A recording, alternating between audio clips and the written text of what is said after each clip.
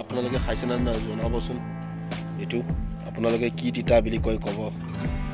আমি পাই পেলাই ছিঙি আনিছিলোঁ ৰ'দত অলপ ৰদাই পেলাই ভাজি বনাই খাব লাগিব জিঅ'ত টাৱা বহোৱা এতিয়া হৈছে এতিয়া বনাই ষ্টাৰ্ট হ'ব লাগিব আপোনালোকে খাই পাই তেনেহ'লে জনাব আমাৰ সৰুৱে বনাব ন সৰুৱে বনাব এতিয়া এয়া তেল ঢালি দিলে তেল ঢালি দিয়া হৈছে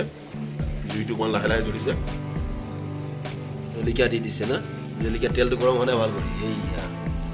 ভালকৈ গৰম হোৱা নাই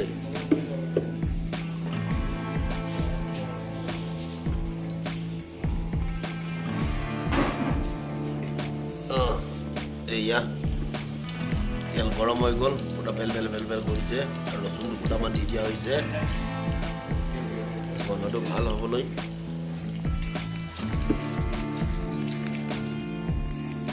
ইয়াত পিঁয়াজ চিয়াজ দিয়া নাই আৰু ৰচুন আৰু জলকীয়া আৰু তেল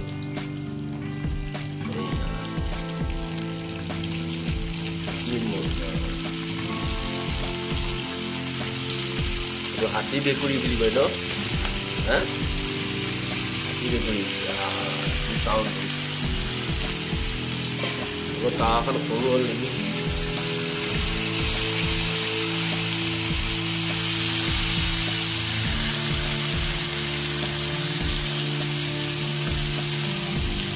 তাৱাখন অকণ সৰু হৈছে লৰাব কথা নাই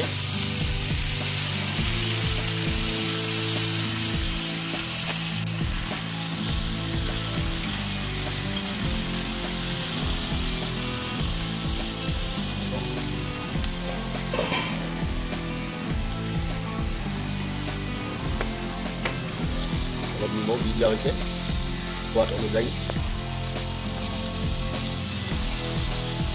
ধুনীয়া গোন্ধ ওলাইছে দেই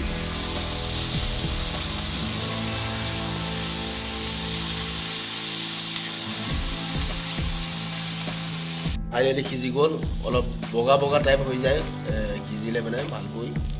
সিজি গৈছে এয়া দেখিছে ন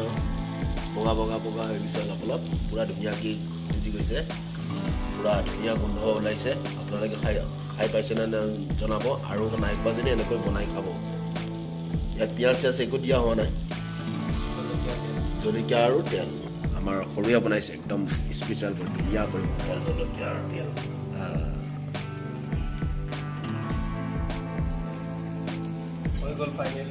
ফাইনেলি হৈ গ'ল এতিয়া খাবলৈ লাগে আৰু ন অকণ টেষ্টিং কৰিছা কেনেকুৱা হৈছে মজা ধুনীয়া হৈছে হয়